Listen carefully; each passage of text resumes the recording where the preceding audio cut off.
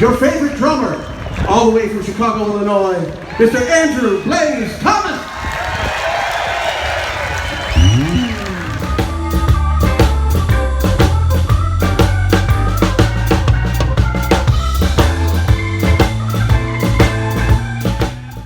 Hey, it's your favorite drummer and Blues Music Award winner, Andrew Blaze Thomas. And today I'm very excited to go over this lesson with you. The lesson today is all about how to get a gig. Today's lesson will be based off my new book, You Got the Gig, Here's How to Keep It. The thing is, I decided to write a book all about keeping a gig, but today we're going to talk about how to get one. I'm going to explain how I became a working musician. I'm going to talk about my process of going from a semi-pro drummer to a full-time professional working drummer. Now, I know you might be thinking in your head, what's the difference between semi-pro and pro? Well, here's the thing. When you're a semi-pro, you might have something like a church gig on the weekends, or maybe you have that one band project that you play with your friends, but it's not your full-time job. It's not that gig that you use to pay your bills and earn all of your money. Once you become a full-time professional working musician, a pro drummer, then that means you're in a position where just about all the money you earn comes from drumming. At least 85% of your earnings will come from playing your instrument. When you become completely dependent on paying your bills and completely being able to finance your lifestyle on playing drums, that's when you know you have become a professional drummer. How did I get to that point, you ask? How did I get to the point where I became a professional working musician? Well, it started with me being a semi-pro. When I was in Chicago playing drums as a child, I played for New Miracle Temple Church. The address is 5455 West Division Street. In fact, they still worship there to this day. And Bishop Elder Williams, he is over the flock congregation. He's a great man. I played drums at that church from the start of I was about 12 years old when I got that gig. And I played all the way up till about 15, 16. When I turned 16, I graduated high school pretty early. And I was able to go on to college. So during those years, that really shaped my playing.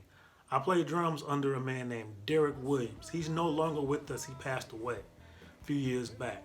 But he was a great, great teacher. He was not only a drum teacher, but he was a music teacher. In fact, he didn't play drums at all. He played organ. But he bought me my first metronome and really, really shaped my craft on how to practice and the importance of practicing. So when I was playing drums in the church during my early years of playing, during my semi-pro career, I had a good practice ethic, a good work ethic. I would go to school and then I came home and I practiced my instrument at least 2 hours during the day before I went outside and had fun with my friends. So that goes to show that whether you are a semi-professional or professional, you must practice. Practice is key to maintaining any type of success on the drum set. After some years of playing at New Miracle Temple Church, I graduated high school and I went to college. Now during these years, I didn't really play much drums. I kind of played in some bands and just had fun. And I really regret slacking off. But after I graduated college, I came back to the city of Chicago and I started playing drums again, but just semi-professional. I was living with my mom and dad at the time and they were helping me out with just, little financial things here, putting gas in my car, because they understood that I needed some money to get to my gigs and get to my practices. And I was just starting to get around the city. I had got a job substitute teaching as well because I had earned my bachelor's degree from Western Illinois University. So doing some substitute teaching, that really helped alleviate me having to ask my parents for money all the time. But I knew that wasn't for me. I knew I wanted to be a professional drummer, but I just didn't know how. See, when I was coming up back in, and this is back in the early 2000s, this was 2002, 2003. During this time when I had first graduated out of school, social media wasn't where it is today. For me to get a gig, I had to go to Guitar Center and various music stores and drum shops. And I'm sure people that's over 35 watching us, they know what I mean. We had to literally go out and beat the pavement looking for a gig. And that's how I was able to get my first gig with a band called White. This band was a metal band. In fact, it was a black metal band called White. And I met the bass player, Vic Jackson. He's my mentor to this day. And Vic, he really showed me what it is to be a professional musician, especially working the Chicago local scene. So under his tutelage, I was able to play drums with the band White, and then he turned me on to the blues scene. And that's when things got interesting. In 2003, I went to a club, Blues on Halsted. Now, people that visit Chicago and they visit the blues scene, they know to go to Blues Alley. Blues Alley is the section on the north side of the city, and it's on Halsted Street. And there's two clubs, well, there used to be before COVID happened, actually. So let me take this back. This was before COVID. There was two clubs, Kingston Mines and Blues on Halsted. And if you pay one admission to get to Kingston Mines, you can go across the street and go to Blues on Halsted. You can go to both clubs. Well, they used to have a jam there on every other Wednesday night.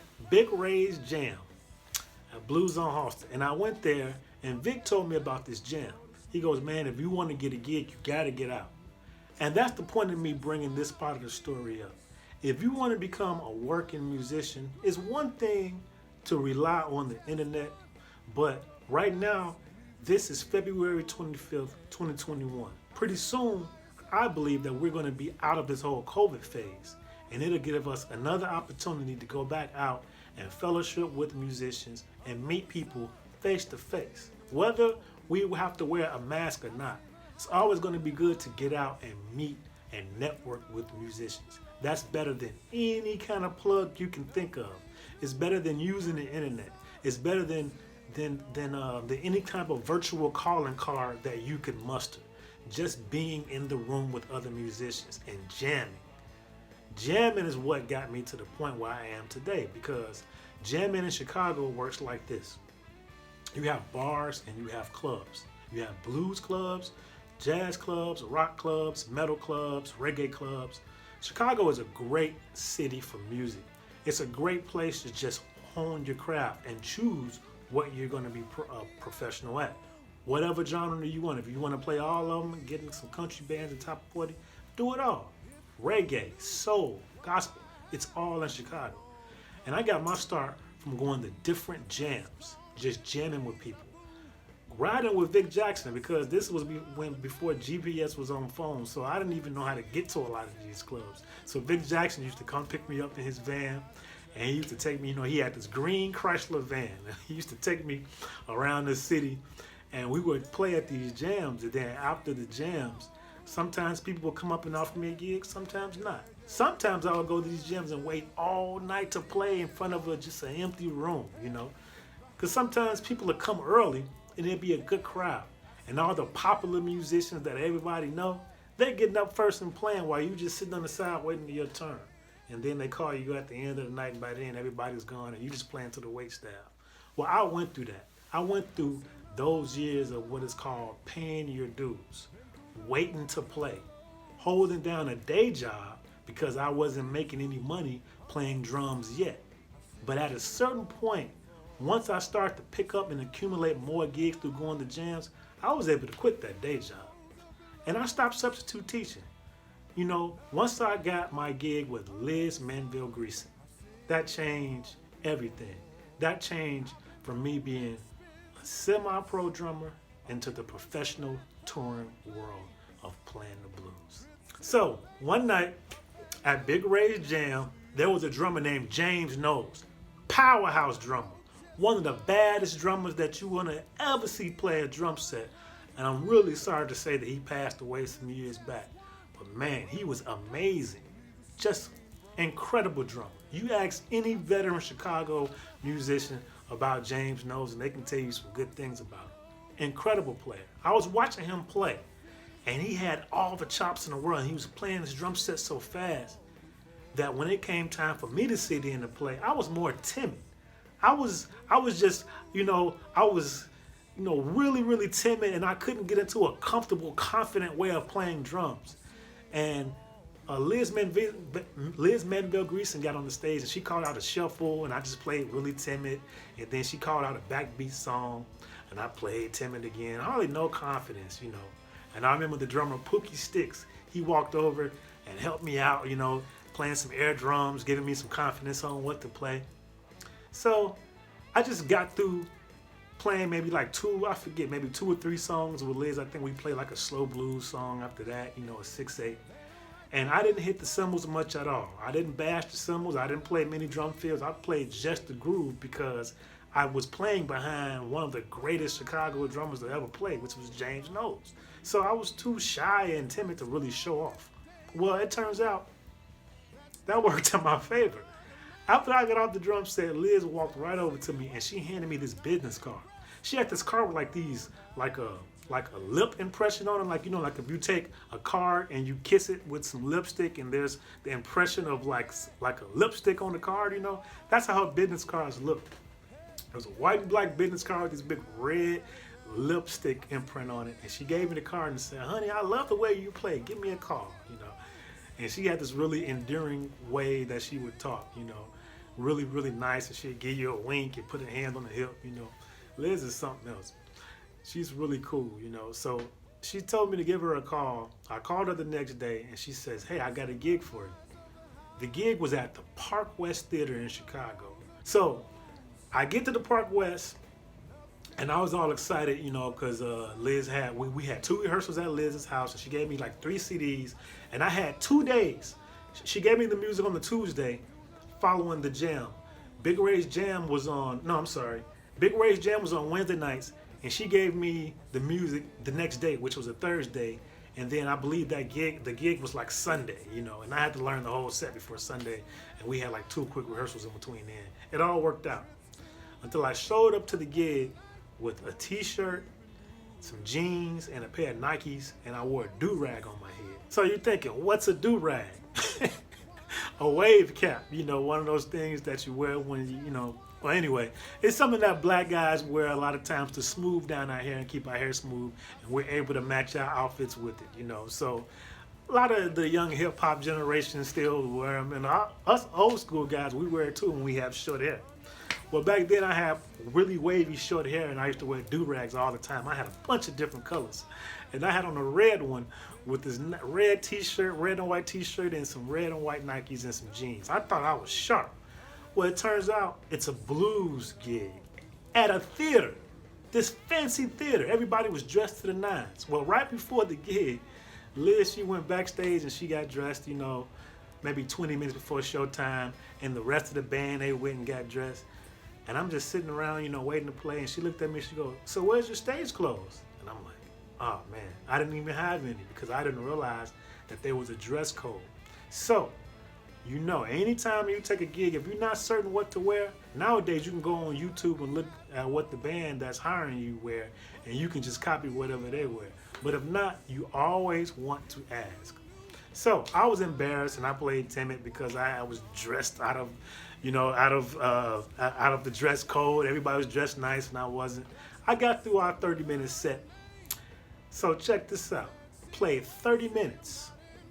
After the gig, Liz walked over to me and said, "Hey, great job." And then she gave me 2 crispy $100 bills. And then she said, "Are you available next week?" I've been playing blues ever since. That's how I got into the blues world. That was my big moment to say I made it. That was the most money I had ever earned from playing 30 minutes of drums. And I wanted that feeling every night. Well, needless to say, I didn't get that feeling every night. But I've been chasing it ever since. So that's my story. That's how I got into being a professional touring drummer, because playing with Liz toured all over the United States. You know, she was more of a national blues act, and she had a lot of gigs around the city. So playing with Liz afforded me the opportunity to play with Slam Allen. Once I started playing with Slam Allen, Melvin Taylor saw me play with him, and he hired me for some gigs. So me and Vic Jackson, we was on this trip with Melvin Taylor and the Slack Band. That was the name of his band. Melvin Taylor is a guitar player, originally from New York, but he lived in Chicago at the time. And he had a residency gig at Rosa's Lounge. He had a regular band, but his rhythm section was out of town, and he had this gig up in Ely, Minnesota, the Boundary Waters Blues Fest, 2005. So he hires me and me and Vic Jackson for the gig. I'm sorry. We get in this camper. We drive all the way up to Ely, Minnesota. We played the festival, and we played as a three-piece, blues rock band. Melvin Taylor ripping the guitar. He's a great singer and just great guitar playing. After we got done playing, Bernard Allison, he asked Vic, "Hey, who is this young drummer that you have?" Because he was looking for a drummer at the time. Bernard Allison, he was on the gig. He was headlining that day at the festival. So I met Bernard. We sat in his van, and I remember he asked, did I have any music on me that I had played? And Vic Jackson had, in his bass case, he had a CD that me and Vic cut together with an artist named Chris Green. That record would serve as my audition to get into the Bernard Allison band. When I started playing with Liz, I started touring nationally. But when I met Bernard, everything changed. I started playing internationally. That changed. That really, really changed my career because I started making more money and I was doing world tours. We would leave home for like a month, maybe 2 months at a time, and it was great. So, started playing with Bernard Allison in 2005, and that's how I became a professional working drummer. I started playing in the church when I was a child through the 1990s. Then I didn't play much in college at all, but then after my 4 years of going to university at Western Illinois University, I decided to get back into drumming. I moved back in with my parents, and that was a bummer. But then I started playing just bars and going to jams all the time. What I did was I made it my business to make every night an opportunity to go out and get a gig. So looking for a gig became my gig. And that's how I would encourage anybody that's looking for work in the business. Get active, proactive. Right now, because COVID is going on, we aren't able to go out and fellowship and network in the physical form. So I encourage anybody and everybody to use the internet as much as you can and use your social medias and continue to make videos and build up your platform. But as soon as the stuff clears up, you gotta get out there. You have to play with people and you have to be versatile. Play different styles of music. When I first started out, I jammed all over Chicago. I played in reggae clubs, jazz clubs, top 40 rock clubs, blues clubs, you name it, I was there. Soul, I played in neo soul, R&B, gospel, metal, heavy metal. I did all those things because that made me a more well-rounded musician. It prepared me for session play, and it prepared me to be a professional. People oftentimes they think, well, what kind of music do they want to play? And maybe they want to hone their craft to a certain style of music to be a professional. I don't think that way. I think if you want to be a professional in this business, you better play all the styles, every style you can. And the one you stick with is the one that will pay your bills, the one that pays the best.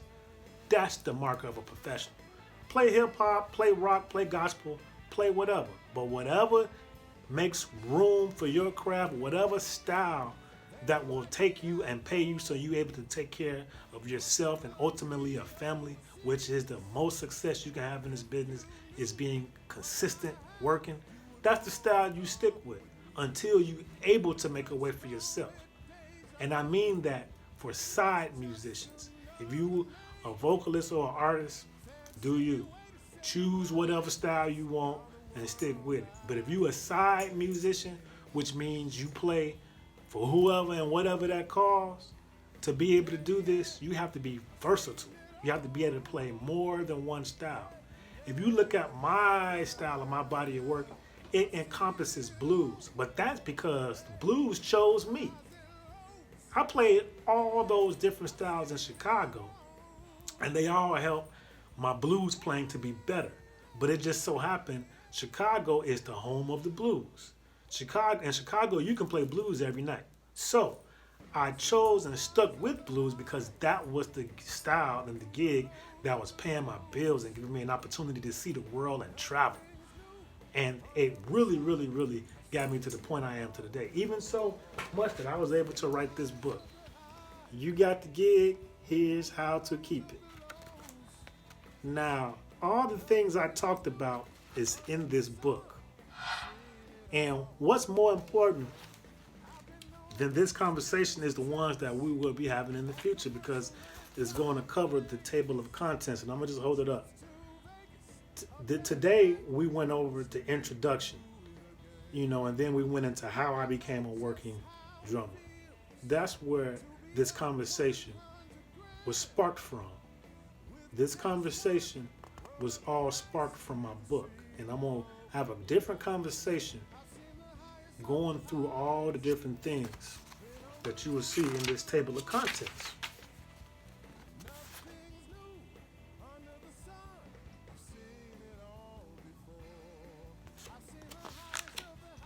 So, I encourage you to get the book. You got the gig, here's how to keep it. A working musician's model for success. But this is a great book. It fits great in your case, just like my commercial says.